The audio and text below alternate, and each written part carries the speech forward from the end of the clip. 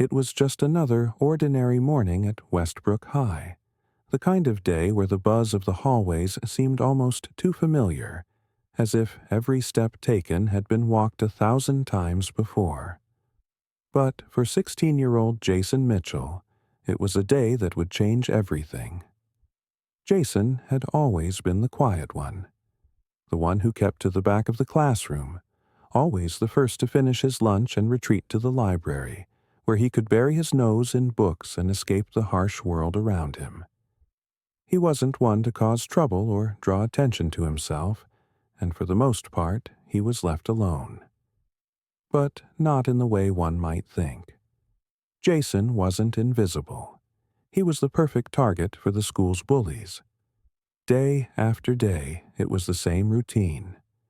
Jason would walk through the halls, head down, trying to avoid the prying eyes of people like Trevor, a loud, arrogant jock who found joy in making others feel small. Every taunt, every cruel comment, every shove in the hallway was a reminder that Jason didn't fit in. He wasn't part of the popular crowd, and he wasn't one of the athletes who ruled the school. He was just Jason, the quiet, smart kid who lived in the shadows of others. But that day, something changed. It was during lunch, as usual, when Trevor and his gang of friends made their way toward Jason's usual spot in the cafeteria. Trevor had his usual smirk plastered on his face, and his friends followed like loyal dogs. Jason knew what was coming. He had learned to brace himself for it over the years, the relentless teasing, the insults about his clothes, his interests, and the way he always seemed to disappear into the background. "Hey, Four Eyes," Trevor called out with a mocking tone as he and his friends surrounded Jason. "Why don't you put down that stupid book for once and actually join the real world?"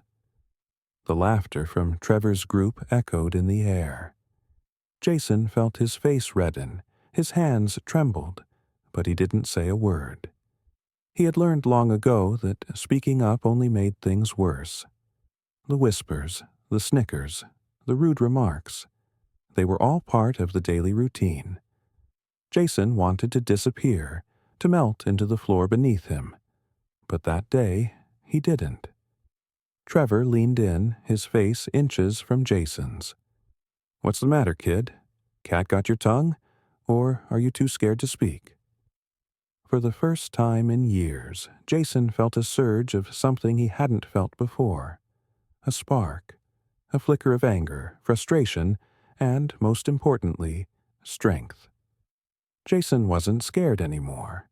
He had spent too many days hiding, too many days letting the bullying define him. That day, he was going to change things. He wasn't going to let Trevor and his gang push him around any longer. Jason stood up slowly, the sound of his chair scraping against the tile floor loud in the now silent cafeteria. He wasn't sure what he was doing or how he would do it, but he knew he had to stand up. His voice, usually quiet and unsure, filled the room with a newfound confidence. "Why don't you leave me alone, Trevor?" Jason's words were steady, calm. Nothing like the boy who had cowered in fear for years. Trevor's smirk faltered for a split second. "What did you say?" Jason squared his shoulders and looked Trevor straight in the eye. "I said leave me alone. I'm tired of you and your friends making my life miserable. You think you can just push me around because you're popular? Well, I'm done. Done." A stunned silence filled the cafeteria. Jason could feel the eyes of everyone in the room on him. He wasn't sure what would happen next, but he felt something he hadn't felt in years. Freedom. For a moment, Trevor didn't say anything. His eyes narrowed, and Jason could see the wheels turning in his head. Trevor wasn't used to this. He wasn't used to people standing up to him. He had always been the one in control, the one who decided who was worth mocking and who wasn't. But Jason had just flipped the script. "You think you can talk to me like that? Trevor sneered, taking a step toward him. But Jason didn't back down. He stood tall, even though his heart was racing. He was no longer afraid of Trevor. He had nothing left to lose. And that's when something unexpected happened. Trevor, the bully, who had terrorized Jason for years, looked at him for a moment longer, almost as if he were assessing him, deciding whether or not to continue this fight. Then, in a move no one saw coming, he stepped back. "I'm not wasting my time with you," Trevor muttered, almost to himself. "You're not worth it." The words felt like a slap to the face, but in that moment they meant something Jason never thought he would hear. Trevor wasn't going to attack him. Trevor was backing down. The once powerful bully, the one who had tormented Jason for years, had lost his strength in the face of Jason's unshakable resolve. And that's when the cafeteria erupted. The students who had been watching in stunned silence now began to whisper, their eyes wide in disbelief.